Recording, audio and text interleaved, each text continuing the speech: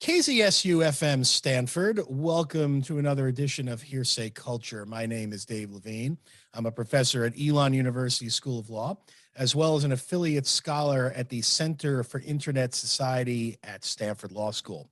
Today, on Christmas Eve 2021, I am very excited to have on one of the internet's true, and people use this phrase too often, founder, not quite a founder, but almost pretty much kind of one, at least the modern internet, executive founder of Wellville, and startup and a variety of other areas, internet innovator, Ester Dyson. People who know the technology world, know the business world, know the ideas around innovation, have certainly heard of and know Ester Dyson well. For those of you that don't know, Ester has been involved in a variety of technology-related ventures over the past 20 plus years, ranging from issues involving healthcare to aerospace. Currently, she's the executive director of Wellville, which we're going to discuss on this interview. The executive founder, excuse me, thank you. The executive founder, apologies, of Wellville, but also someone who is a keen observer of what technology can do, what it cannot do, and how we might use it. We are fortunate to have someone with this kind of insight and experience here on the show today. And she is joining us via Zoom. I'm sparing all of the plaudits and introductory material at this point, Ester, because I do want to talk immediately, although I will say fascinatingly, and I'd really be remiss to not talk about this, you were at one point in training for the Russian cosmonaut program, which we will talk about a little bit as well. But let's start right there. Ester, thank you for joining us today on the show. I'm glad to be here. So I butchered just a little bit the introduction, and now I'm going to give you the opportunity immediately to make sure that we're clear. Your current, among many projects you've been involved in, is Wellville, and you are the executive founder. Tell us a little bit about what that is. Okay, so Wellville is a 10-year nonprofit project working with 5 communities around the U.S.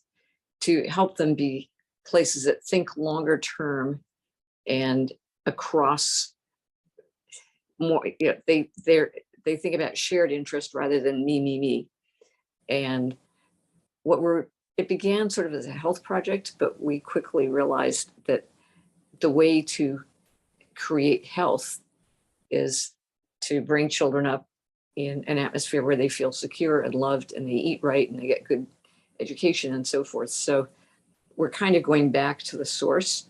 This started in 2013 when I thought we need not a healthcare X Prize, but a health X Prize. And that's what it grew out of. It's a 10-year project. We don't hand out money and bribe people to do stuff. We don't give them fish or even teach them to fish. Basically, we coach them to build their own fishing schools. And it ends in 2024. And then, kind of like parents, you got to let go. We love these places. We will keep visiting, but our next mission will be to scale this thing, not by finding more communities, but by helping other communities to copy what our communities did. And I've learned so much doing this.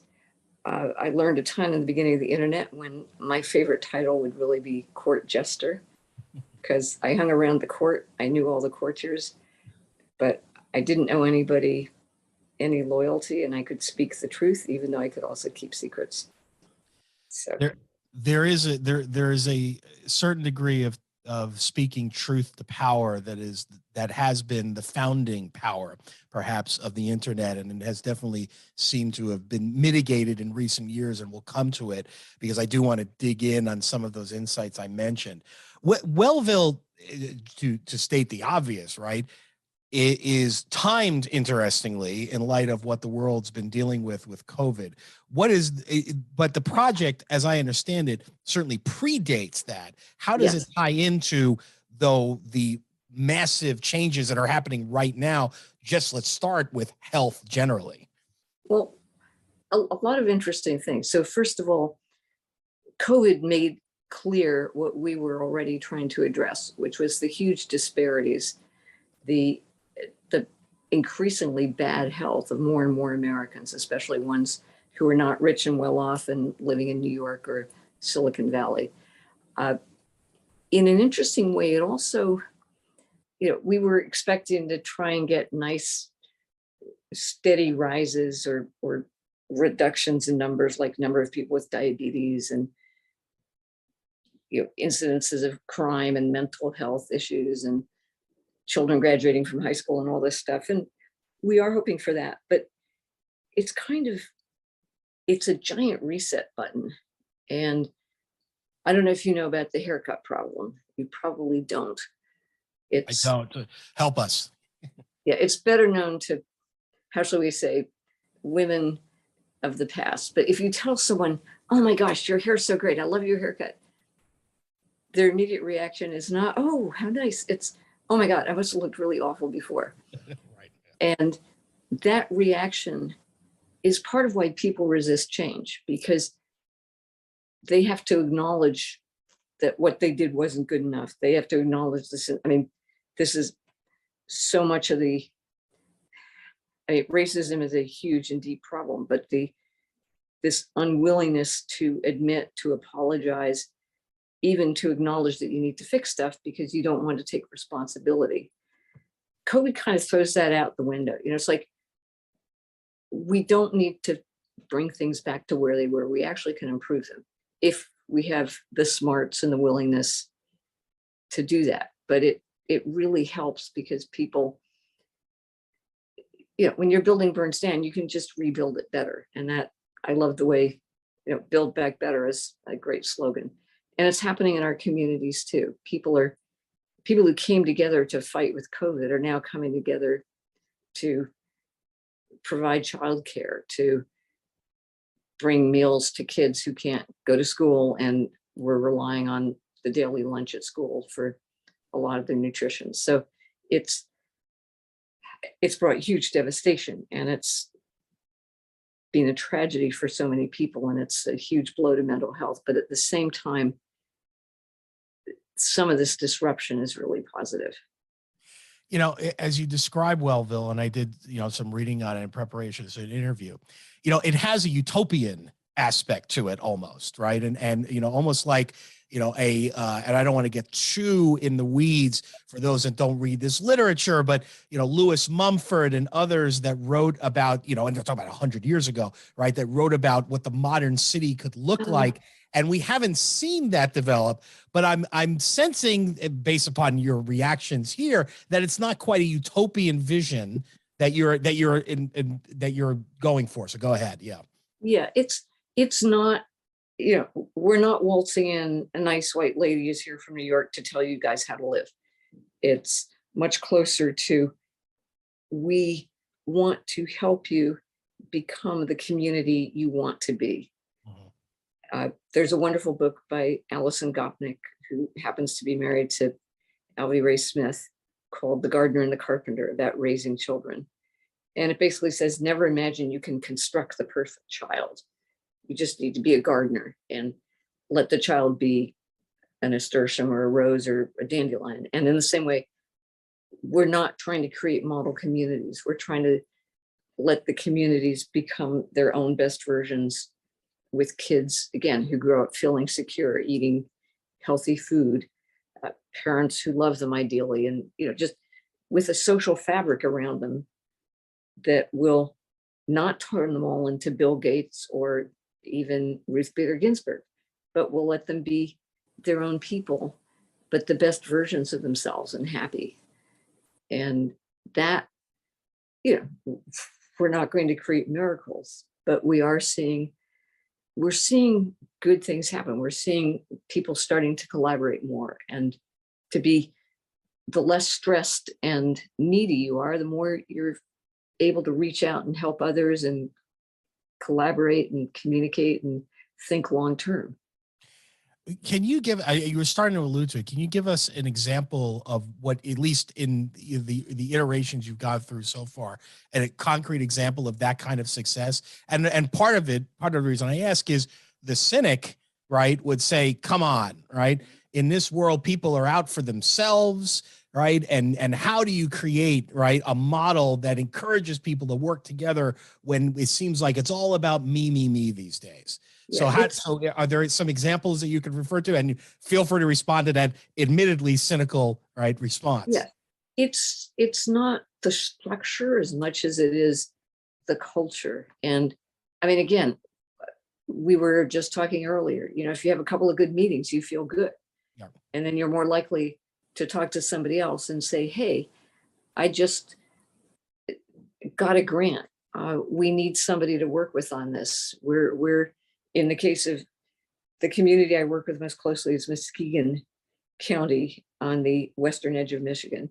And the Muskegon YMCA got a grant from the CDC to do diabetes prevention programs.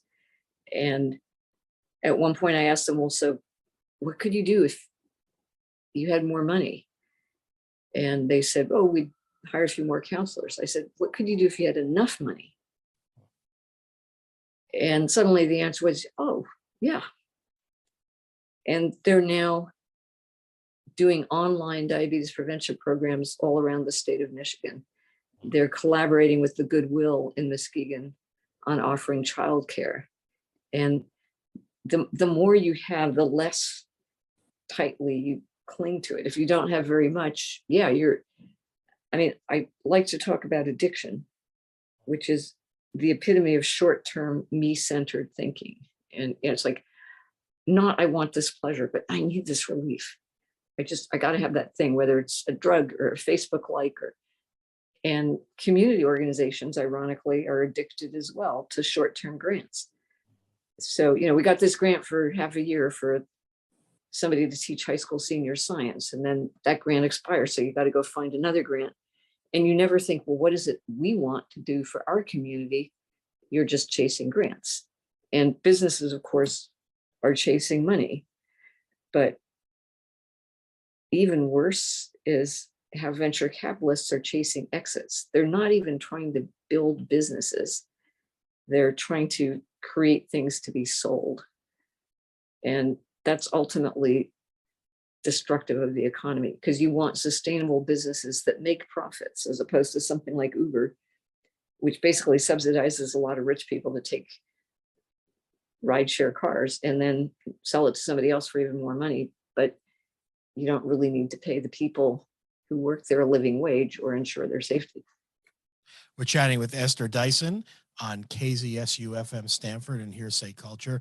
So Ester, I'm going to follow your lead on this and press you a little bit based upon your extensive background in investing in startup companies and, of course, being there in many of the foundings. We're recording literally on Christmas Eve 2021, right? Where, right, I have just come back from a famous amusement park. I'll leave it at that, where lots of people were walking around, and I can name it, Disney, shockingly, where lots of people were walking around without, right, masks on, right, both outdoors, which we could debate, and indoors, where Disney did its level best, and I give them credit for trying to get people to wear masks. In an environment where, right, we have a basic challenge, right, of understanding and agreeing to basic facts, right, or basic rules of evidence, how do you encourage people, right, to act in a collective self-interest rather than their own? First, you don't politicize it. Mm-hmm. And you make them think long-term. You make them think about their children and their grandchildren. I happen to think death is a reasonable thing to have happen, and I don't want to take it all with me. I want to pass along my mission. And, we're not going to fix everything with Wellville, but we will have given some other people a head start and an example. So, but I mean, more practically, how do you do this? People are human beings. They need to think about their kids. They need to. One thing I discovered in Muskegon, I've learned so much how important the school system is to that social fabric, because the school system is where people are thinking about their kids. They come with their kids. They see other parents. They watch their kids compete and learn at school and, with luck, do well and learn things. But the schools are far more important. I do remember reading about two VCs who met each other at, Lost Something, the, the horse riding stable up in Woodside. Okay. And that, I mean, whether your kid's on a polo pony and you're incredibly privileged, or your kid is in an after school football thing with another kid, you feel part of the community, you come together for the schools. And we are working with the community leaders. We're not out in the streets talking to people about nutrition or about children or anything else. I mean, the community needs to do that with itself. Wellville is not trying to get known in Muskegon. We want the YMCA to be known, or the Goodwill, whatever. You get leaders to do that, other leaders follow them. You get people to focus their meetings on being accountable. And so what are we going to finish at this meeting? What's the next meeting going to be about? As opposed to, there's a lot of philanthropy theater, just as there's all these other kinds of theater. And because we don't want anybody's job, and because we don't give them money, we have to ask them questions that are pointed, but we can't make them do stuff. We need to persuade them by asking good questions and making them think. And that's really what we do. Because again,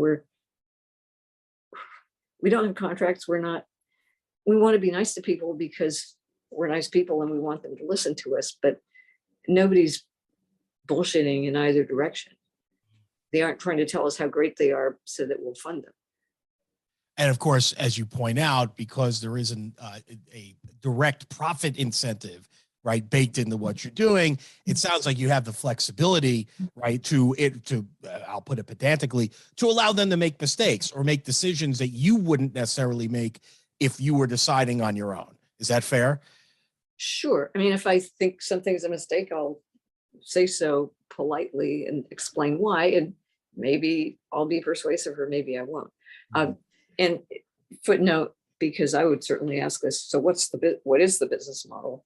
Yes. Well, that was going to be my question as we turn towards, right, Yeah. some of the business models are out there. Go ahead. Yeah. It's basically, I got really lucky in the stock market and initially thought this would be 5 years. And as you know, the stock market kept going up. So I felt comfortable both in terms of my time, the whole team, and the money to commit for 10 years. And what that means is, take COVID, we're flexible. We don't need to go back to the Rockefeller Foundation or MacArthur or anybody else to ask if we can change the terms of our grant or do something differently. And we're much more focused on overall social fabric and equity than health, which is where we started, partly because health just seemed easier to raise money for. Once I realized we weren't going to raise money, it was very freeing. We're chatting with Ester Dyson here on KZSU-FM, Stanford, and Hearsay Culture. It would be interview malpractice, Ester, to not ask you about some of these business models in light of what we've seen over the last 2 years. So let's turn right towards them. Right, there's been a new crop of innovation efforts that have appeared over the last 2 years during the pandemic lockdown. I'm curious if you've identified at this point any particular elements or anything you found interesting about the innovation that's occurring right now, as opposed to the innovation that occurred prior to the pandemic's, beginning. Yeah, I mean, there's business models, which are things like the creator economy and, buying equity in people. And Sam Lesson at The Information does a wonderful job of writing about that. Then there's new kinds of services like Zoom and Peloton. The remote services had this huge upswing and boom, and now some of that's coming down. You got Clubhouse, which looked unassailable, and now suddenly, I mean, again, this week is different from 2 weeks ago, but ultimately people would rather spend their evenings often face to face with people they love, or people they think they might love, or people they want to drink with, or people whose money they're trying to get because they're taking clients out to dinner. And suddenly Clubhouse no longer has quite that shininess it used to have. Then there's the whole Web3 economy, which is really interesting.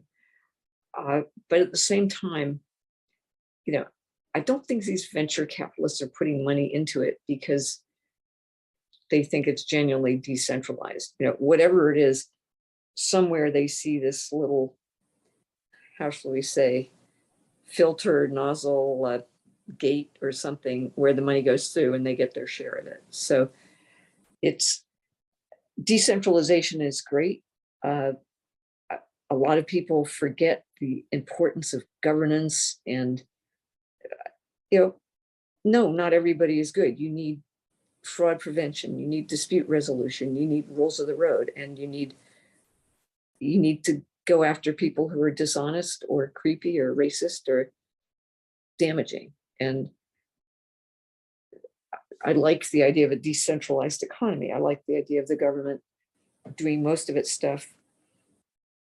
One of the big issues, one of the big things I like in economics is pricing in externalities. So for example, you price in the externalities of cigarettes by taxing them heavily. And I'd love to do that with sugar. And I'd like to price in the benefits of childcare by subsidizing it and by paying childcare workers more in a very decentralized way. But the money still flows through some kind of process that allocates it and so forth.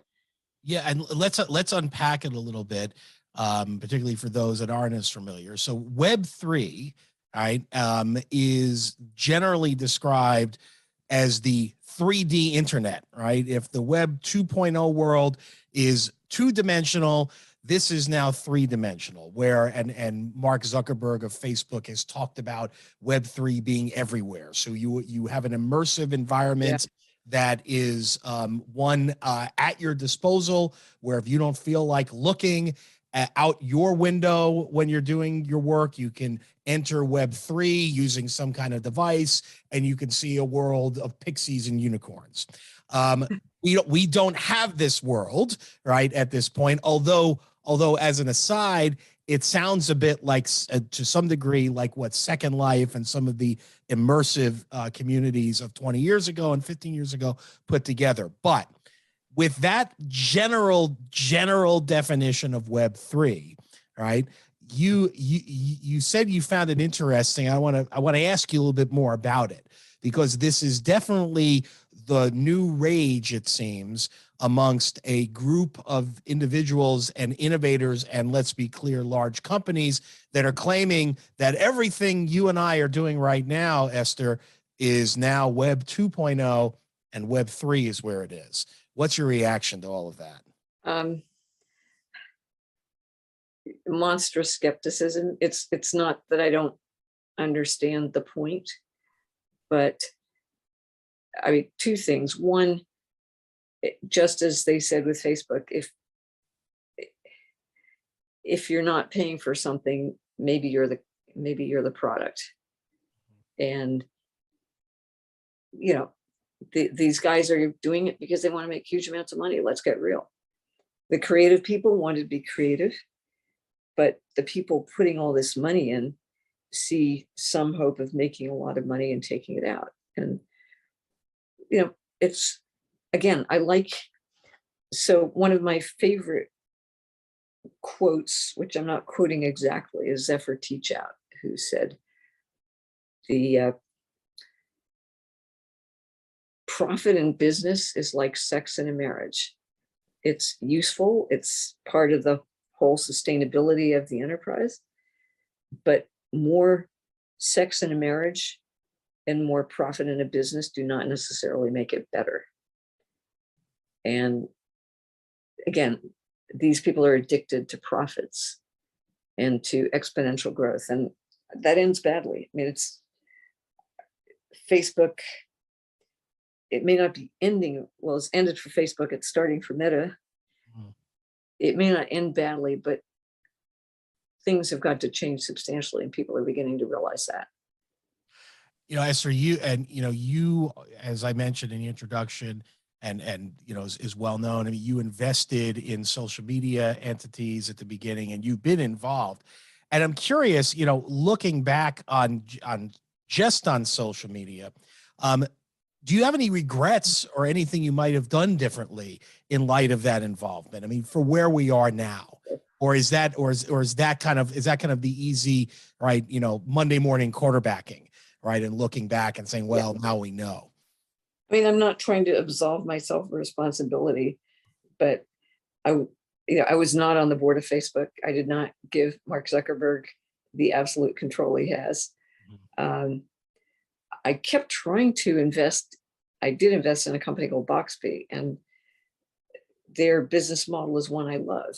It fundamentally, it is no longer, but the basic idea is sender pays for email, recipient charges, and that eliminates spam if you actually made it the standard. Because I could charge people different rates if I wanted. I could charge the same amount. I could charge them $10 if they're sending me a business plan, and 3 cents if it was coming from India.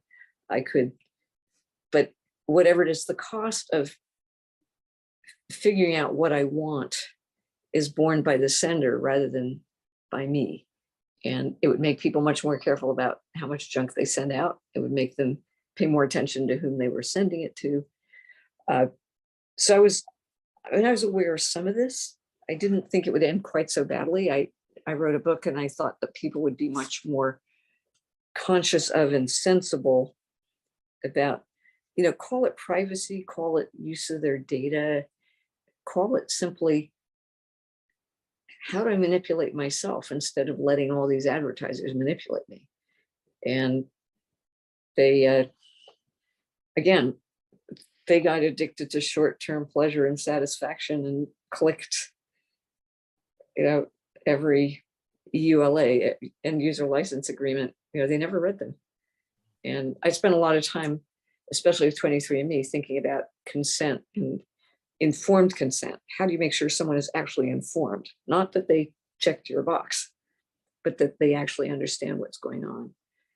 And so that's well, that's such a huge issue. I'm going to interrupt you right there and just say, and what if any insights were able to derive? Because clearly one of the huge problems on the internet is not only that people don't read, right, but that they aren't even really informed, even if they do read. Did you come up with any solutions to that issue, or at least ways to think about it?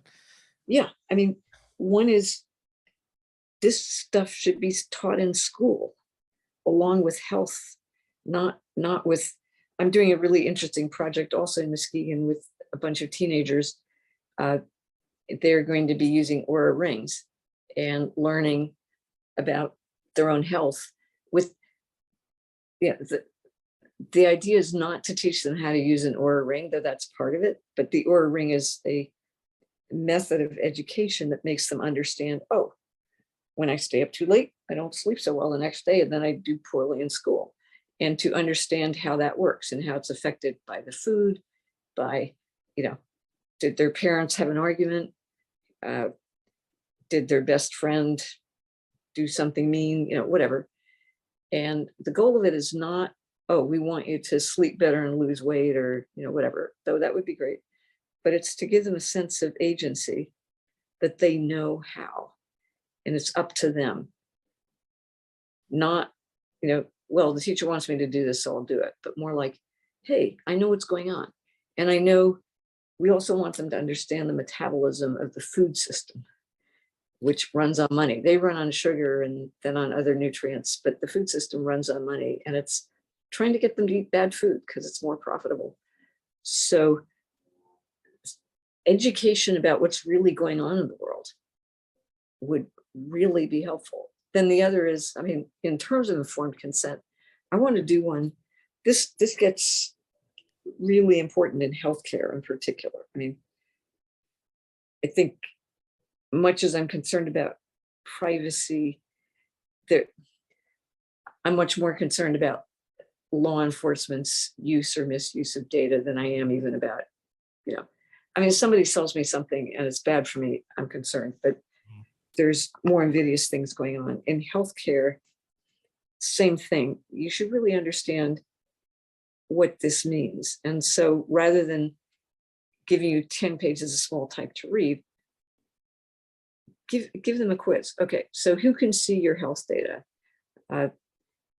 Your doctor, anybody in this hospital, anybody in any hospital needs to treat you, your ex-husband, your teacher, and get them to really understand what is this that's happening so they can make an informed choice. We're chatting with Ester Dyson on KZSU-FM Stanford and Hearsay Culture. Those of you that listen to Hearsay Culture regularly know that this is a non-commercial, non-profit radio station at KZSU that requires donations from listeners like you to continue its diverse programming. Please, and I'm not asking you directly for a donation, Esther, although you're welcome to make a donation to KZSU as well, where you can go to our website or you can email our underwriting department at underwriting@kzsu.stanford.edu. So let's come right back here to the example you just used. Okay. Oh yeah, go ahead. I'm sorry. Yeah. I have to say, it's a pleasure to hear you be clear about your business model. Yes. Go right ahead. Yeah, no, and and look, I mean, as listeners know, and I'm not going to get into it here, right? Hearsay Culture is relaunching, right, in 2022 with a new, broader platform, and all of these business model issues are front and center in terms of how we think about monetization, right, in ways that have integrity and ethics, right? And don't create the externalities and direct harms that have resulted from other technologies that I too, right? I personally had a very utopian view of, I used that word earlier, 15 years ago, that the truth will out. And as long as we have that information, right, people will be able to figure things out. And of course, we know things have been different. But I want to come back for a moment, that's putting it mildly, to your example of the Oura Ring. You wrote a piece earlier this year, again, we're recording December 24th, 2021, in Neo Life about your experience using health wearables during COVID. And I understand from that article that you're an Oura fan of the Ring, and I've actually tried it myself, although I'm wearing a different brand. But you pose some fundamental questions in that article as more general thought questions that I actually like to ask you about in light of all the work you've been doing.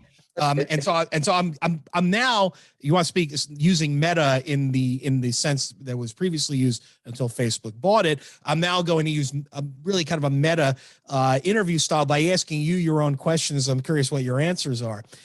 You said, right, what practical lessons can a person glean from what they know about their own health, right? And for those that aren't familiar with wearables, right, it can trace everything from your steps to your heart rate to how much you move during sleep. And of course, the more advanced ones have even more. So what do you glean, right, that's practical, right, from knowing this intimate information about your own body? It depends, because usually you didn't know all that much and you didn't realize, OMG, I really do not do as well in school the days after I stay up late. Or in my particular case, I don't eat after 4 p.m. usually. It's been much easier to do that during COVID when nobody wants to go out to dinner, because you do sleep better. And in my case, I had cancer of the esophagus, and it's better for that as well. You learn things about your mood.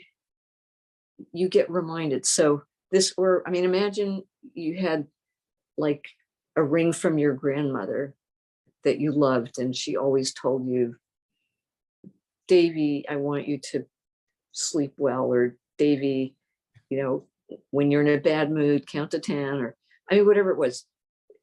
And in a way, the Oura Ring, which has nothing to do with its data, is kind of like a talisman to me that says, it's okay to leave dinner before dessert. Your sleep is important. And this is sort of a physical manifestation of it. So, I mean, that has very little to do with the data. The data, you learn stuff. This also has nothing to do with real data, but is a true, and it's so funny, it's not even embarrassing, but this is 30 years ago or something. I was in this office building and the bathroom door was really heavy. So you sort of had to bang your hip against it to open it, and then you would just push it. And I'd been there 3 or 4 months, and my right leg was sort of starting to ache. And why is my leg aching? And one day I was opening the bathroom, wondering about this. And I realized, oh my gosh, I've been banging my hip against this door for 3 months now. And you do these things that you don't notice because their impact is long-term. It's not short-term. I also wear a continuous glucose monitor, which is sort of more useful in this context to watch your sugar. And the truth is my sugar goes up and down according to stress as well as according to food. So it's kind of a useful reminder. Don't stress out so much, take a deep breath. So that's very practical. Mm-hmm. It's also, I just find it fascinating how all these things are interconnected. They really, no one of them tells the whole story. And the whole story is not a single story. Can it be, though, because you also posed this question, which I'm going to paraphrase. You asked in the article, does such self-awareness help or merely distract you from more important matters? And I'll ask you that, but I'll also ask about another quality of our modern technologically connected culture, which is TMI, right? Too much information, right? I used another brand that I won't mention, and it was too much. I'm not a professional athlete. I don't need to know all of this. And it started becoming gathering data for data's sake. So is there a maximum, in your view, of self-awareness before it becomes either detrimental or distracting? Yeah, there's definitely, and again, it more depends on the person. If you get like too wound up in it, eating disorders is a big thing right now. Right now it's, but it's becoming increasingly visible. And so, there's a point at which, no, you shouldn't try to control everything. Relax. People can get obsessed with anything, whether it's their grades or their weight or their sugar. You should know what's going on, and then you should kind of put it in context. Like, hey, it's the holidays. It's more important to eat with my grandma than it is to follow these rules. At some point you're going to be dead. So your job is not to be perfect until you're dead. Right. Your job is to live your life effectively and stay alive and be healthy. And there is a danger of getting too wound up in these things, whether it's, whether it's likes on Facebook or were you in the top 10% of your class at school, and so it's like, I don't want to set yet another set of rules about not following the rules too closely. Right.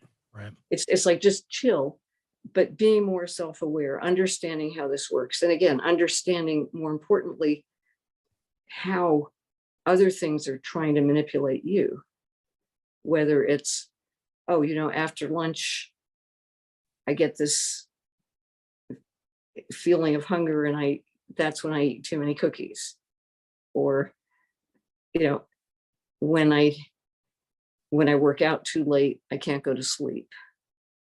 And sort of seeing those patterns, being self-aware without, like I look at this stuff because I find it interesting intellectually, but I don't, partly it's not always accurate. There is no such thing as accurate. And it does. Oh, sorry. Go ahead, Ester. Yeah. No. The numbers vary according to a lot of different things, and what Aura defines as REM sleep is not the same as what Neuroverse defines as REM sleep, even though there's some semi-scientific measure of what it is. It's in the context of my body and my resting heart rate. And it's, do I feel good? And that's the most important metric. Well, and we're chatting with Ester Dyson here on KZSU-FM, Stanford, and Hearsay Culture. It seems in all of the data we get, right, that last question, do I feel good, is often lost in the discussion as we collect and we parse and we define and we compartmentalize. And I do want to ask you one kind of question in that space before kind of take a step back for some bigger lessons that we might take from all of this. And it's the challenge of businesses operating as you have studied and written in and worked in for years, right, in political and social environments that are challenging. And I want to give you a specific example coming up as it did yesterday, December 23rd, involving Intel, right? The chip maker that was reported to have, quote, apologized to the Chinese government after advising its suppliers to avoid Xinjiang because of the human rights violations that are existing in this Chinese province. How do companies navigate these complex markets, putting aside the second question, which is whether Intel should even apologize for taking what is a moral position, right, against civil rights violations where folks would say that's just a decent thing to do? But putting that moral question aside for a moment, how do companies operate in this global environment where they're doing business simultaneously in the United States, so let's just make it simple, and China? Well, you can't put the moral question aside. I'm sorry. Fair enough, then please. I mean, this is, how shall I say? I tried to get I've been to China quite a few times. Then I wrote an article when Google first went into China, thinking we can help bring transparency. And after a while, they discovered they couldn't and they left. And I said that they had made, I thought, the right decision both times. It was a good decision to try. And then when they failed, a good decision to leave. I also was on the board of the Sunlight Foundation, and I was an investor in a company called Anchor Free that made tools to basically get around firewalls. And for whatever reason, I'm probably the combination of all three, they would not let me in. It's, how do I say, it is more difficult, obviously, if you're Intel and you've been working there for many years, but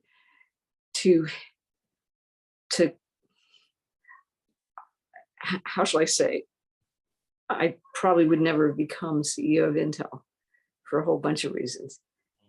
But I just think that was not, I mean, in the US, it's racism against Black people. In China, it's racism and worse against the Uyghurs and a lot of other people. And those are wrong. And, we're not responsible for fixing all of them, which is a much more, I mean, each of us is responsible for our part, but we are responsible for not apologizing for telling the truth and supporting what is right. So if Intel shouldn't have apologized, right, then it raises the more fundamental question, which you have alluded to, which is whether we as a society are going too easy on for-profit corporations, right? We are taught in law schools, right? Lawyers are taught in law schools generally, that corporations have one responsibility, and it's to their shareholders. Yeah, right? and yeah, go ahead. Yeah, take it from there. Yep. Yeah, I mean, this was Milton Friedman, and it's not exactly enshrined in law anywhere. You can have a contract that says, and the law says you have a responsibility to treat your employees fairly and decently and so forth and so on. And you do have an obligation you have an obligation to investors, but it is not to maximize profits. Again, it's this short-term thinking. You need to maximize the long-term sustainability and good reputation and fundamental decency of a company. And if you want to do it in shareholder terms, this company is not going to succeed if people despise it. And, you can say, oh yeah, but look, Facebook stock is up. Well, the long term can be very long term, but there is a culture. There's a lot more even to a corporation's existence than the mere short-term maximization of profits. So you need to have the courage to say that and to do it, rather than to say it and then kind of withdraw what you said if you get into trouble. And we as a society, I mean, I don't want us to go invade China, but I don't think we need to sit around and condone some of the stuff they do. Right. We're chatting with Ester Dyson on KZSU-FM, Stanford, and Hearsay Culture. So Esther, in our last 10 or so minutes, let me ask you some kind of bigger picture questions. In light of what we've been discussing, what we just discussed, is there a different ethos to investing, right, in an era now fraught with so many ecological, economic, and ideological, not to mention political challenges? Well, again, the future will not be evenly distributed, and the present isn't either. I mean, different people invest very differently, and different companies are very different in terms of how closely they hew to what they say they will do. Some of them say they'll do something and don't do it. Some of them say nothing. Some of them actually behave fairly decently. And most companies have a mixed record. I mean, so do most people. You can be really nice and still lose your temper. But we need, and it's very difficult to talk about but people need to also be willing to forgive and to be willing to hold people to what they've promised. It's like there is a difference between an axe murderer and a child rapist, and somebody who uses bad words or says something stupid. Or one problem in this world is you can see everything. Excuse me. Sorry. Bless you. One problem in this world is things that happen here and things that happen in China and things that happen. We're seeing so much good and so much bad that we often feel helpless to do anything about any of it. And to some extent, that's why I'd rather work with 5 communities and make a difference in those places than kind of spread a thin sliver of goodness all over the world, because it's not going to make any difference. But making a real difference in 5 places and then showing other people, hey, you could do that too. That's what we want to do. And it's a, coming full circle a little bit, right? It's a laudable goal, right? You said it's not quite like, right. It's not bringing a fish to water, but it's actually allowing them to create their own infrastructure so that they can sustain themselves. Not allowing. Yeah. Right. Encouraging. They got to do it for themselves. Right. Yes. Right. I'm sorry. Yes. No, it's okay. It's just, it's really important. The whole point of it is people have the innate capacity if they are not damaged, if they're encouraged, if they have role models, if they see that it's possible. But I'm playing off of that because at the same time, right, one of the debates that this is a big picture question that has existed in technology since time immemorial, right, is the question of whether the technology, right, is the cause of good and bad in terms of what happens, right, with it, or whether it's the user, right? The NRA has made famous, right, the argument, right, guns don't kill people, people kill people. And so a raging debate within the technology sector, at least among some folks, has been the question of whether certain technologies should be produced, right? And we know, of course, the history of the atomic bomb, but we also see that debate occurring now, even though the answer has been given in terms of armed, autonomous, flying machines, i.e. drones. Can humans, in your view, be trusted with these powerful new technologies in 2021? So it's that's a really interesting question, and I think about it a lot. Yeah, the scientific evidence right now is we're destroying ourselves. But I can be a pessimist and say, okay, end of story. I'm just going to go, I don't know. I mean, I really enjoy what I do.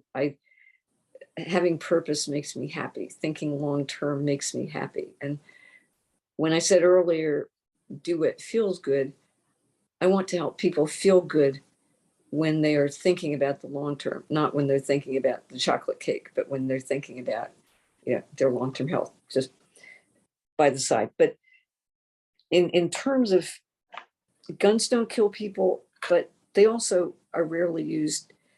I mean, they may be used to keep law and order, but they are not really constructive tools.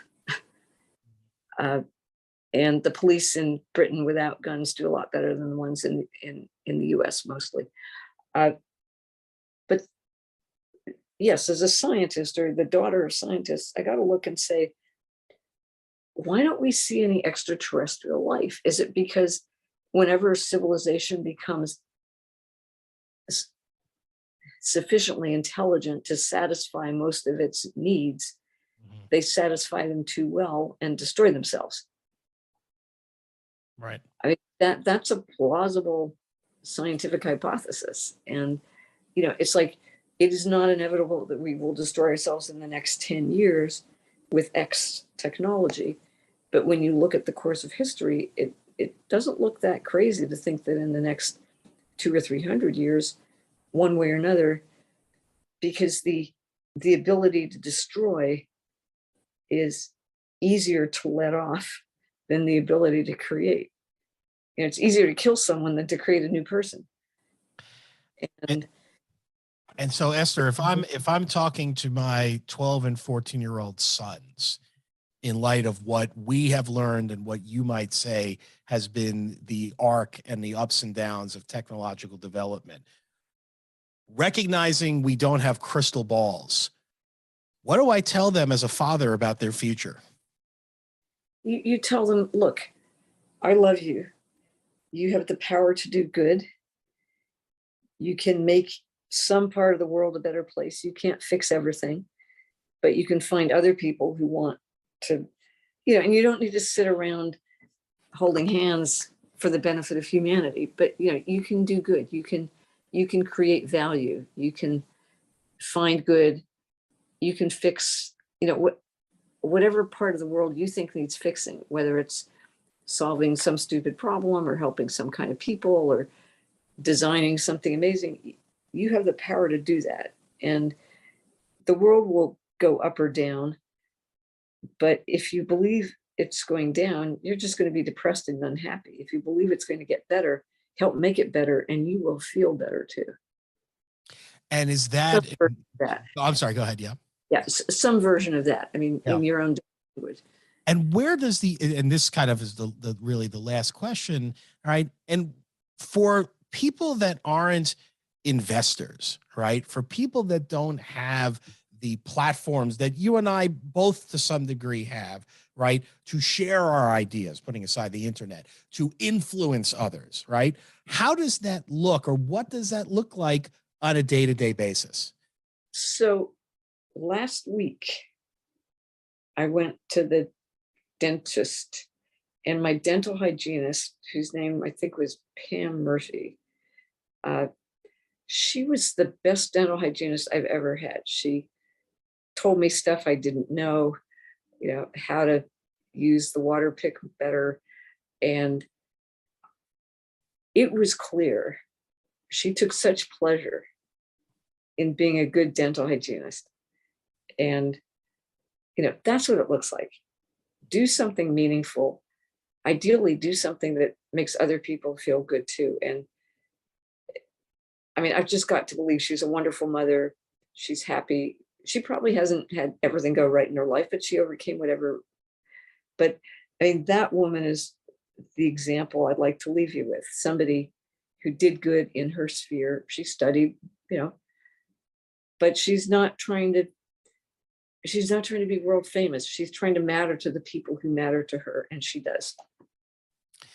Ester Dyson, executive founder of Wellville and internet investor and scholar, and also, right, I'll say observer and actor. Thank you for joining us today on Hearsay Culture. Thank you for your insights. Thank you for the work you've done over 20 plus years, and we look forward to continuing the conversation in the future. Thank you. And I'm going to look up the name of my dental hygienist, and if it wasn't Pam, I'll fix it. I was going to say, if you wanted to, share any more information, for those of us looking for a good dentist, but I'll definitely put that in the show notes. You can listen to, while Esther's looking up more details, you can listen to Hearsay Culture Fridays, 3 p.m. Pacific time on KZSU. Email me with any questions, comments, or feedback at dave@hearsayculture.com. We look forward to an exciting 2022 as the Hearsay Culture Network is launched. But for now, be safe, be well, and we will talk again soon.